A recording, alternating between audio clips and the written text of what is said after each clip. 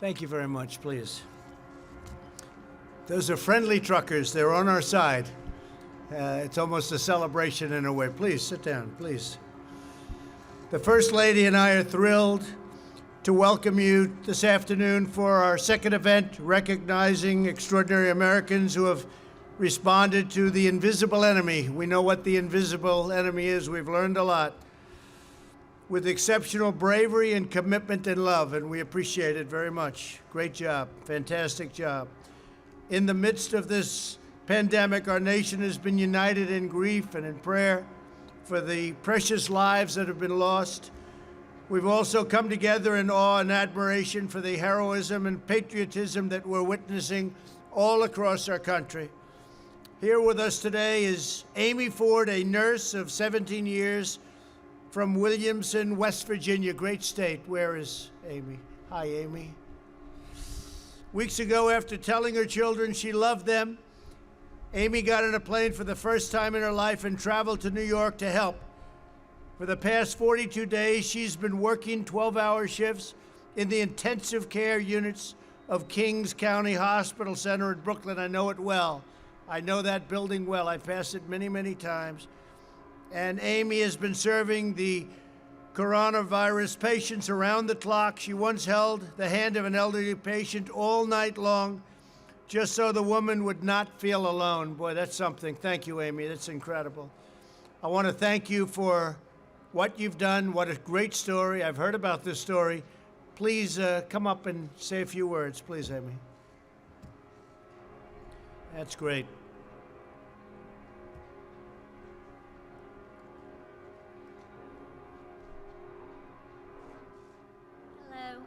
I want to thank you for having me here today. Being able to serve our country as a frontline worker during this pandemic has truly been an honor. Like you said, I've been an RN for 17 years. Under normal circumstances as a nurse, I would have an idea of a treatment plan, and unfortunately, I was not afforded that comfort in the beginning of this pandemic. These were not normal circumstances. There were times of trial and error and a whole lot of prayer. I had to adapt to a new way of nursing. One where treatment was still unknown. One where families had to trust my word and I had to prove that my word was trustworthy. One where I could only provide comfort by holding my patient's hand, because I could no longer give comfort with numbers and statistics of success rates. Those were unavailable in the beginning. I provided families comfort through FaceTime calls, holding my phone up to a patient's ear, hoping that by hearing their loved one's voice, it would in turn give them comfort as well. This experience has been one of the most emotionally challenging things that I've ever been through, but it has made me a better person in the end. There is a light at the end of the tunnel. We are beginning to see progress, and we are starting to see stories of success. This virus may have initially caught our great nation off guard, but we will overcome this and we will prevail. Thank you. Amy, did you ever catch the virus? Did you ever? No. You never got it. So with all of that long hours and with very, very sick people, you never caught the virus. No, sir. What do you attribute that to? PPE. Oh, really? Good. Good protection. We have had protection. So you feel, so you've had great protection. I have. So you feel that if you have the protection, you won't catch it. You feel that? I feel that's what's protected me. That is fantastic. Good. Yes. Wow. And I have not had any me personally, I have not had any shortage of PPE. And your coworkers, do they? Not at the hospital that I'm at, no. That's incredible. They have So you provided all have very excellent- good equipment, as the Yes. expression goes, right? The Yes. gowns and the masks, everything. Thank you very much, Amy. Thank you. That's great. Amazing.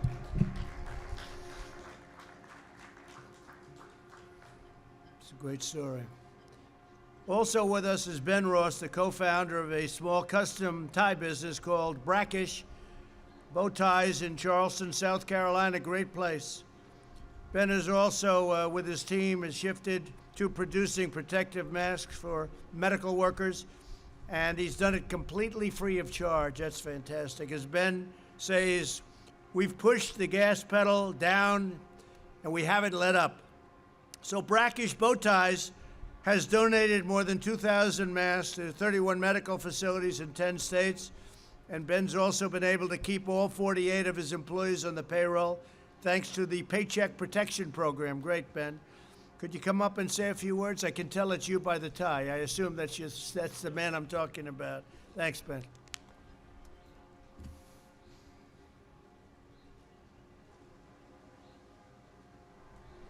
Thank you so much, Mr. President. Thank It is you. truly an honor to be here. Thank you, Ben. It is because of Jeff Plotner's guiding hand, the passion of the entire brackish team, and the leadership of this country that we are being recognized here today. I am humbled to be in this garden today with such an amazing group of individuals making such a difference during these unprecedented times. Congratulations to you all, and thanks so much for all y'all are doing.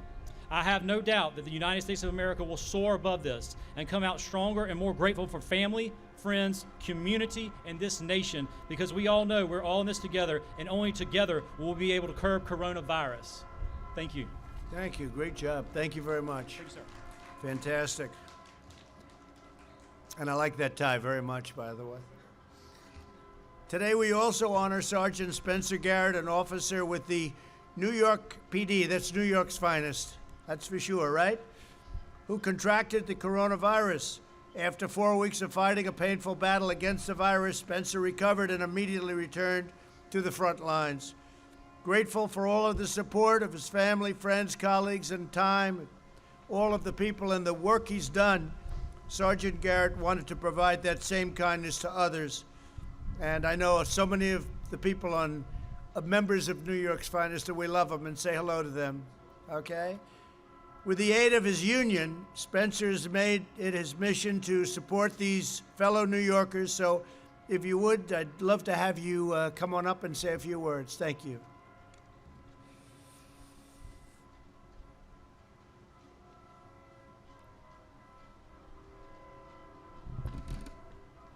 Good afternoon. First, I'd like to start by thanking President Trump and the First Lady for their unwavering support of the NYPD. Thank you. As one of your hometown cops, I thank you for your leadership during these uncertain times. On March 29th, I tested positive for COVID-19. Breaking the news to my parents, Janet and James, my brothers, Lee and Sam, and to my 8-year-old daughter, Liana, was downright scary. I saw the fear in their eyes. I looked at my daughter, and I assured her Daddy wasn't going anywhere. After a vigorous 1-month fight, I returned to duty in late April. After the experience with the virus, I felt compelled to help the residents of the housing developments that I patrol in East Harlem, New York. We are all in this fight together. Almost 6,000 uniformed and civilian members of the NYPD contracted COVID-19. Unfortunately, some of those members didn't make it home to their loved ones.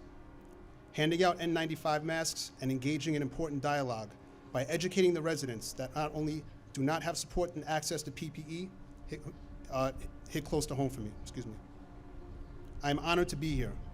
I'm honored to be an NYPD sergeant, and most of all, I'm honored to be an American. God bless police officers, first responders, and all of the frontline workers around the country. Thank you. So how was that? You went through that process, and it took quite a while? It took longer than you would have thought? It took almost 4 weeks, sir. And what was it, just complications? Complications, I'm an asthmatic, so it was a little more difficult for Oh, me. I see. And took a little extra care, but my daughter was there for me. She helped me out a lot, and she's my hero. That's fantastic. Thank you. You're my hero. Thank you, okay? sir. Thank you. Say hello to everybody. I will. Thank you. Great. We're also joined by 3 terrific Girl Scouts, Lauren, Sareva, and Layla of the Girl Scout Troop 744 from Elk Ridge, Maryland, along with their troop leader, Megan Langley. Thank you very much. That's great. That's really great.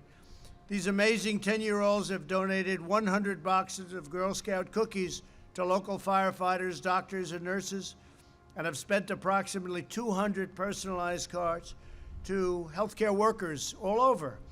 And they're going to do a lot more. Their ambition is to do a lot more. And I think, Layla, you're going to come up and you're going to speak. Why don't you all go up and stand, and maybe, Layla, you say a few words. That'd be great. Thank you very much. Please.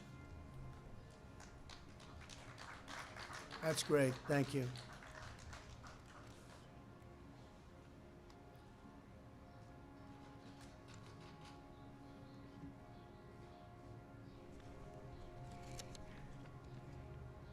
Hello, my name is Layla Khan with Troop Girl Scout Troop 744.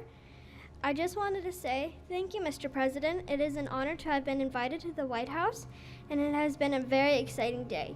We'd like to first thank you and your staffers for ensuring our safety today. We appreciate all the safety measures that were put into place. In the middle of March, when everything began to shut down, we, like many Americans, felt compelled to support our healthcare and other essential workers and show our appreciation. We donated cases of cookies to our local firehouses and hospitals, and we made cards to mail to hospitals in our community. Our troop has a number of parents that are healthcare workers, so one of the parents helped to take our personalized cards and place them on the lockers of doctors, nurses, and other essential workers throughout Children's National Hospital. While we are honored that the troop was invited to be here today, we know we are just part of the millions of other children out there that are doing amazing things to support their community, their friends, and their family. It is a privilege to be here representing all of them. They've made cards, painted pictures, held virtual parties, and have demonstrated how we are all in this together. Our message is that everyone can do something, whether it is donating cookies, adjusting to distance learning, or just helping out our parents. We have come together to support each other during this uncertain time. Thank you for the opportunity to serve our community, our essential workers, and our country. Thank you very much. Thanks, Layla. What a great job. Thank you very much.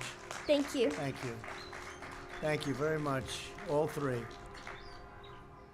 Great job. Also with us today is Clay Young, a real estate developer and landlord from Jonesboro, Arkansas. That's a fantastic place. In March, one of Clay's small business tenants informed him that they were concerned that they would be unable to afford the rent. He immediately took the tenant's rent check, ripped it up, and then waived April's rent as well. Clay had only one condition. He said to his tenant, "Take care of your family and pay your employees. Just take care of those employees, please. We'll get through this together." And that's what's happening. Clay then told 11 more small business tenants that he'd waive their rent payments as well. With the help of PPP loans, many reopened the doors this week. They just reopened. So, Clay, I want to thank you very much on behalf of all of us in this country. And if you'd come up and say a few words, that's a great thing. Thank you, Clay.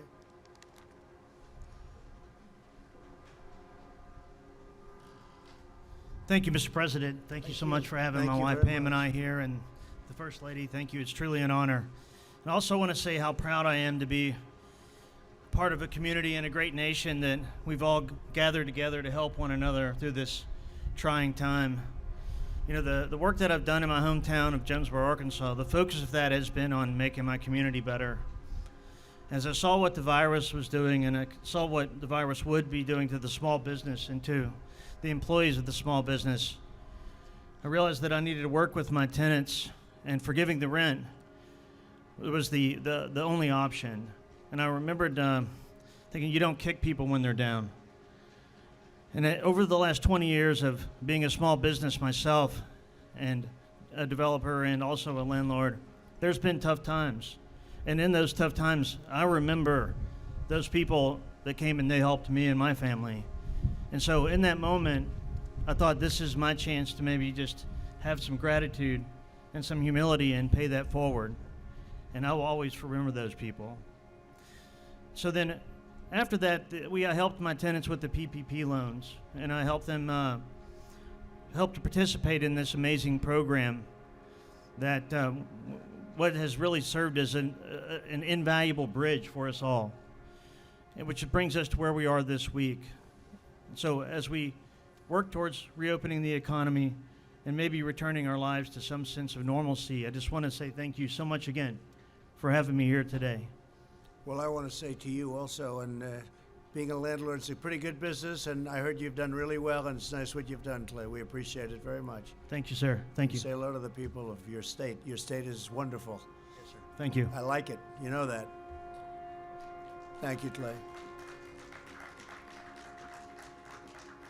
So during this difficult time, our citizens are rising to the challenge, just as generations of Americans have done before us. America has never faced a trial like this. We've never had anything like this happen. but we're going to endure and we're going to thrive and we're going to do better than ever before. The men and women we honor today remind us that the bonds that unite us in times of hardship can also raise us to new heights as we reopen and recover and rebuild. In the months ahead, we will harness our love and all of the things that we hold so dear to our heart for our family, for our community, and for the country. And we'll make America greater and stronger than ever before. And we're going to transition into greatness. We're going to be seeing it, and you're going to be seeing it very soon. There's a pent-up demand, and there's a pent-up love, and there's so many things happening, and you're going to see the fruits of all of the work that we've all been doing, working 24 hours a day in some cases. So I'd like to thank everybody for being here, especially our great heroes, because that's what you are, heroines and heroes. It's exactly what you are. And I'd now like to ask these wonderful and courageous Americans to come forward as I present them with a letter of recognition. And I want to thank our First Lady. This was a very important event for First Lady Melania. Thank you very much. Great job you're doing. Thank you. Thank you, honey. Okay, please.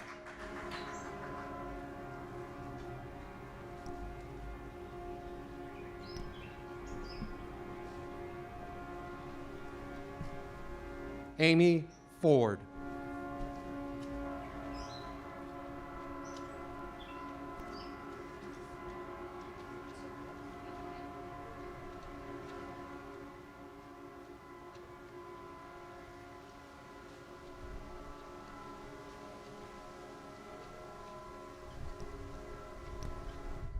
Ben Ross.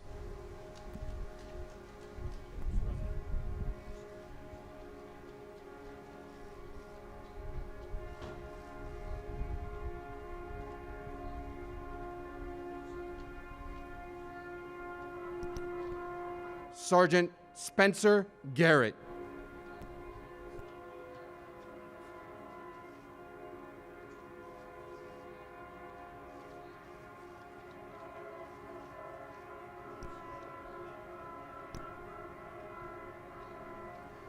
Lauren Matney.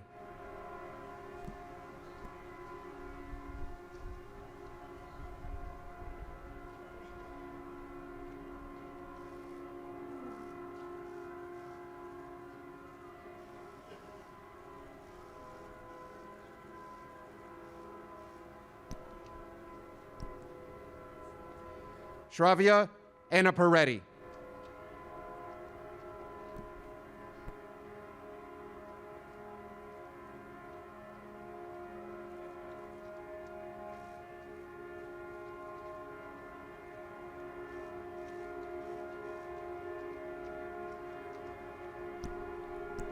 Layla Khan.